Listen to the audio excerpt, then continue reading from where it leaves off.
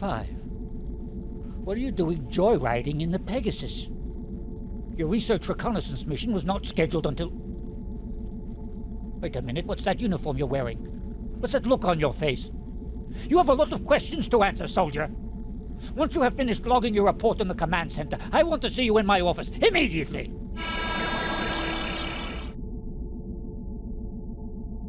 Hello everyone, welcome back to Let's Play Journeyman Project Pegasus Prime. The good news, TSA was still here for us to jump back to.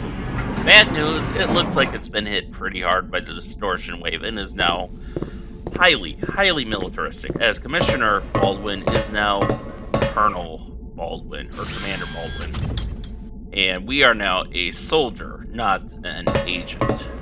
But otherwise, the place looks generally unchanged, same insignia and everything. So we've got our historical log, and now we've got to compare it to the existing historical log to see what's changed. And remember, ours is the unaltered historical log, while the one in the command center was left behind to be altered, so we can figure out what the differences were. I will say it's a little funny that Baldwin wants us to meet him in his office when I don't think... I could be wrong. But let's take a look here. Yeah, there's nothing but wall there. We have the front door, which just leads to the transporter. And then we have our room. There's no other, like, room or passage out of here. Which I wish they would have added just, like, one door, maybe one at the end of each hallway.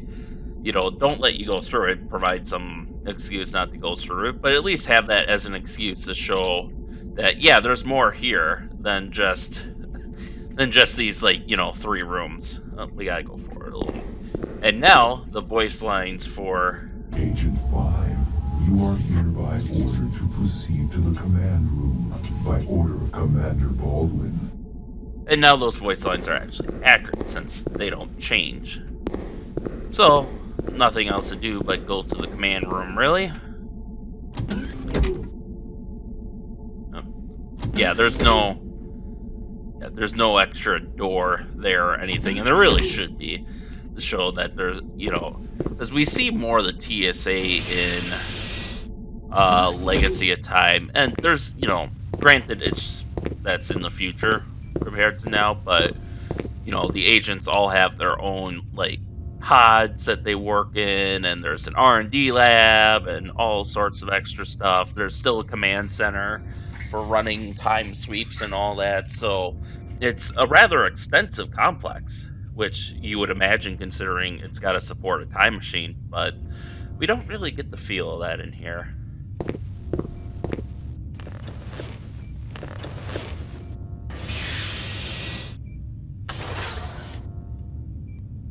And this is where we put the historical log.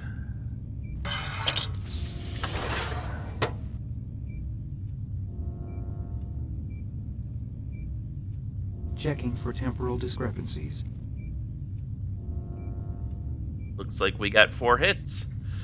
Let's work our way down the list. 2112, NORAD 6 Defense Complex, Mid-Atlantic. Chance of success based on historical relevance, 23%.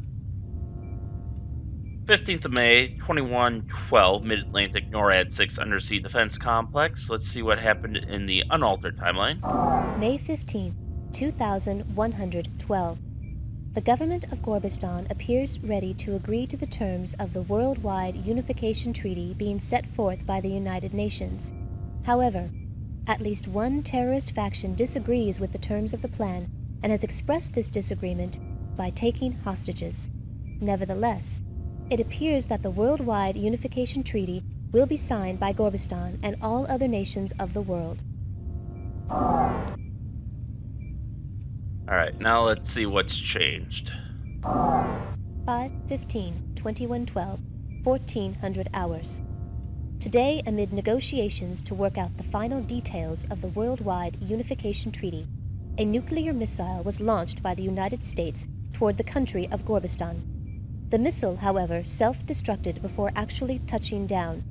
Before the scare, the leaders of this country appeared to be ready to accept the terms of the peace plan. Although the U.S. officials have repeatedly stated that they don't understand how the missile could have been launched, other foreign governments have already said that they cannot possibly sign a treaty with a country that would use such scare tactics. Thus, the worldwide unification treaty, which has come so close to realization, now has little or no chance for ratification. Well, that explains the militarism. We're probably in a new Cold War.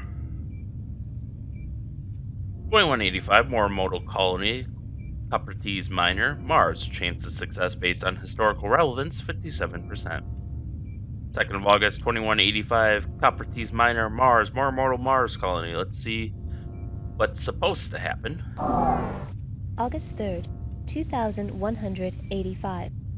Early today, the pilot of a cargo shuttle approaching the Morimoto Mars colony spotted an unidentified spacecraft in orbit over the colony. The sighting was verified by landing base scanners and immediately reported to Earth. Soon after, the ship sped off towards the outer reaches of the solar system. This first governmentally verified encounter with an alien race has already prompted the leaders of the world to start emergency closed-door meetings to discuss the implications of this monumental event. The design actually looks pretty similar to the Cerolan ship that's on Caldoria right now. Now let's see where things went wrong. 8/3/2185, 0800 hours. Morimoto Corporation's Mars Colony project suddenly went offline last night, just moments after the pilot of a cargo shuttle spotted an unidentified spacecraft in the area. While it is still unclear what has happened, many believe that the colony may have been destroyed by a malevolent alien race. Repeated efforts to contact the colony have met with no success, but before the comlink to the colony was terminated, the sighting of the alien spacecraft, its rapid departure, and a subsequent unexplained explosion were recorded by long-range sensors on Phobos and verified by Earth authorities.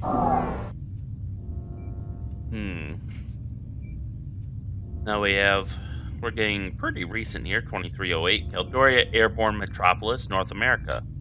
Affected event, not an actual source of a temporal rip. More than a century after the first confirmed sighting of a UFO, aliens have finally made contact with Earth. Early this morning, a huge triangular-shaped vehicle entered into Earth's orbit. After 3 hours, the spacecraft came through the atmosphere and hovered over Caldoria. Moments later, the following message was transmitted over all communication frequencies. We are the Cerolans. Please do not be alarmed. We have come because we feel that you are ready. You have reached a point where you are no longer dangerous to yourselves or others. This is why we've chosen to invite you to join us, the symbiotry of peaceful beings. We are an alliance of sentient beings whose objective is to benefit from the sharing of knowledge and culture. We know that it will take some time to fully comprehend the significance of this encounter, so we will give you the opportunity to deliberate our proposal. On this same day, 10 years from now, a Cerolan delegate will visit you to extend a formal invitation to join the symbiotry. Until then, we look forward to meeting you in person. And as suddenly as they had appeared, the Cerolans departed, leaving Earth to ponder the implications of their existence and their incredible proposal.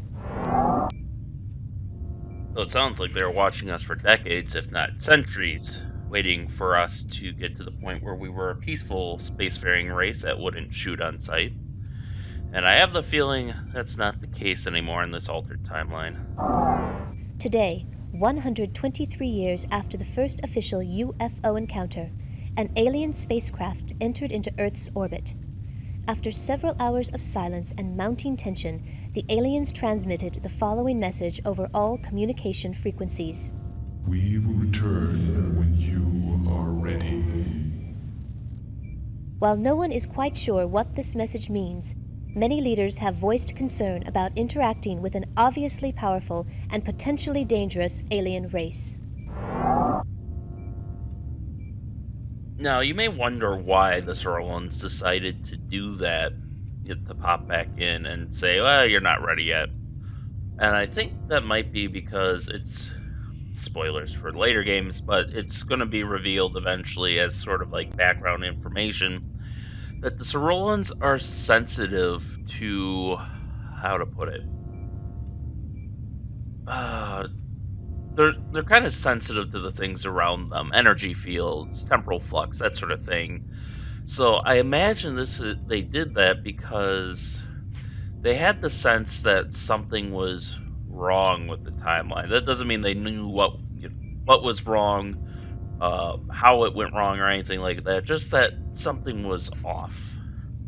And I suspect that's why they did that. But from a story writing perspective, it's also probably to help you kind of tie together the plot. World Science Center, Sydney, Australia. Chance of success based on historical relevance, 48%. Year is 2310. So 2 years after an invitation was extended to us. So 17th of January 2310, Sydney, Australia, World Science Center. Let's see what's supposed to happen. January 17th, 2310. The Symposium on Alien Contact began today at the World Science Center in New Sydney, Australia. The debate centered around whether humans are ready for interaction with alien races. One speaker, Dr. Enrique Castillo, had a particularly moving speech.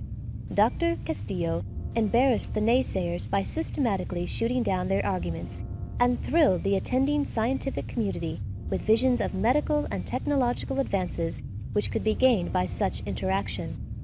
Although there were strong keynote speeches on both sides of the argument, most of those in attendance appeared to be in favor of alien contact. And if you remember from going down the hallways and talking to all the heads, which by the way are not changed at all for the altered timeline, which is unfortunate but understandable, because I guess they were thinking you're just going to go about your mission and not try to re-explore everything.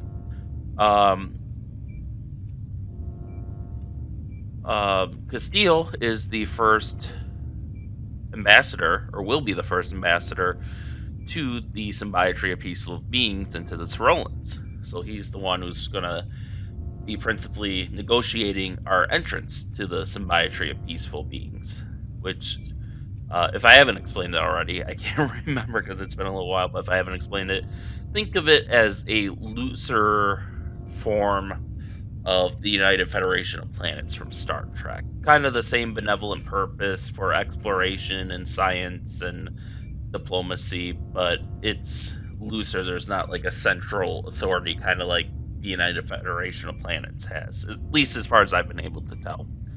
I think more will be explained in the next game. And now let's see where things went wrong. 1/17/2310, 1800 hours. Dr. Enrique Castillo, a well-known biologist and advocate for establishing alien relations, was murdered earlier today. During his speech at the Symposium on Alien Contact in New Sydney, Australia, Castillo was speaking on stage at the World Science Center when the single shot from an unknown assailant was fired. He was later pronounced dead on arrival at the Darling Harbour Medical Complex. The murderer is still at large. Dr. Castillo was the most outspoken at the debates and firmly believed that contact with alien races would be beneficial to humanity. Although his views were not mainstream, Dr. Castillo's contributions to the pro-alien movement will be greatly missed.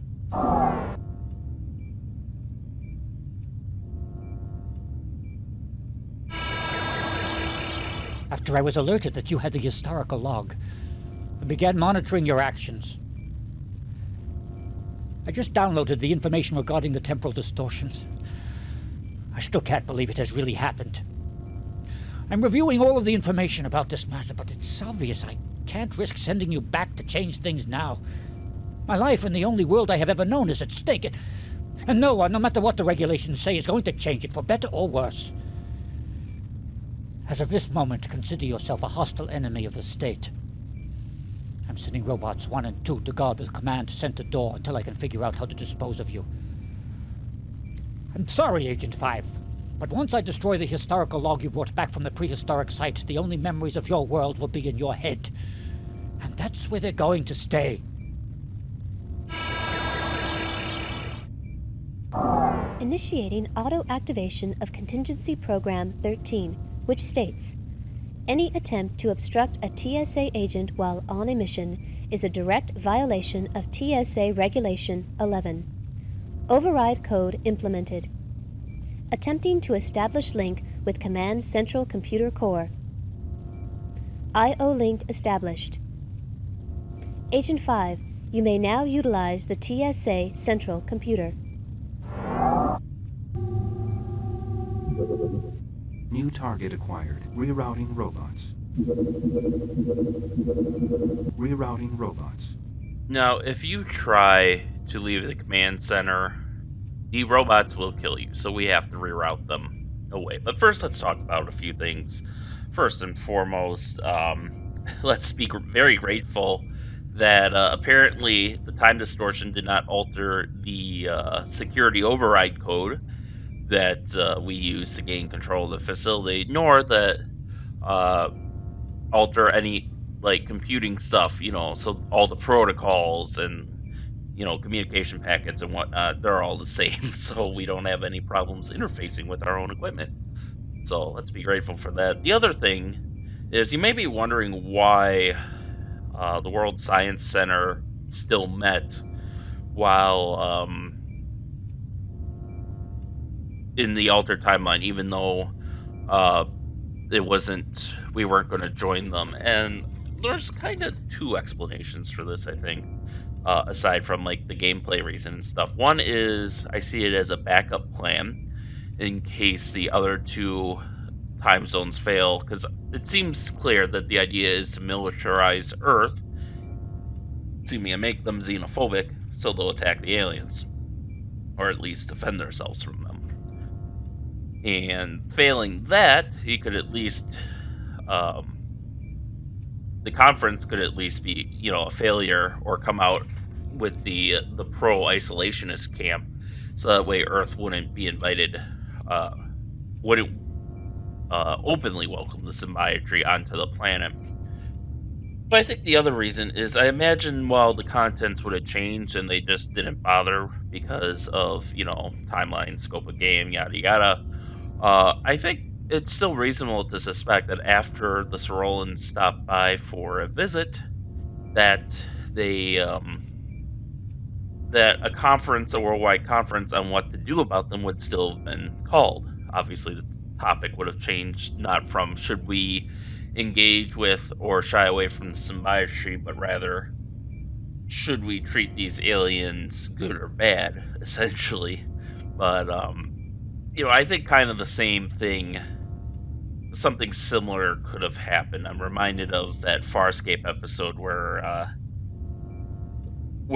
they accidentally changed time, and what's the saying the guy used? The guy in Michael Crichton's head, that time is like a river. It'll tend to flow on the path of least resistance, and as such, you place a rock in the stream, it'll flow around the rock and resume the stream. You place a dam in it, then yeah, it's going to reroute in a totally different direction. So it has a tendency to, unless you drastically alter it, it's just going to kind of fall back on roughly the same events. I think that's what we're seeing here, is even though obviously the situation has changed, there's still a conference with pro and anti-alien factions. Whew. With that out of the way, let's get these robots out of the way. Also, Port Baldwin. Rerouting robots. There we go. Now we can, there we go. There. And now we can't take the disc back with us, but it served its purpose. So let's get out of the command center, and now there's nothing else to do but to fix the rip. Now that we know what's changed and how, we can try to prevent them from being changed as per TSA protocol. So let's go!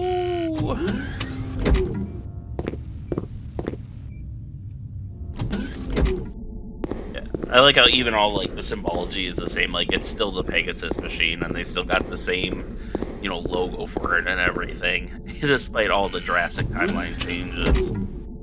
I would be curious to see what happens if you try to leave, like if you reroute the robots to the ready room and try to leave via the transporter. I wonder if your AI would stop you. I've never tried it. I'll have to give it a try. Access authorized for Agent 5G Blackwood. Biosuit detected. Suit already in place. Please keep hands inside turbolift.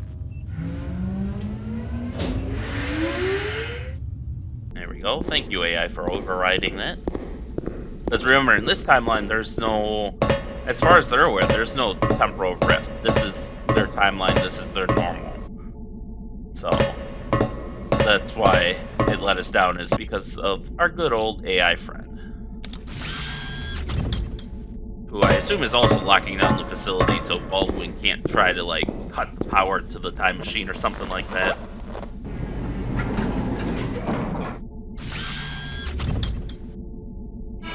Gage! Wait! Let's talk this over. I'm sure we can figure something out. I will give you anything. According to TSA Regulation 11, all communication and data links to the outside must be severed to prevent possible obstructions from hindering the completion of the mission. Now proceeding with the I/O isolation procedures.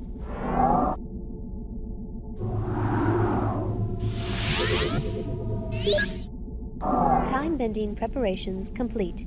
You may now choose your temporal destination. Alright, and now we, as you can see, we have a couple of destinations to choose from, but I think we're going to choose that next time. So with that, we'll save here. And thank you all for watching, and stay tuned for next time, and stay safe out there, and we'll see you then.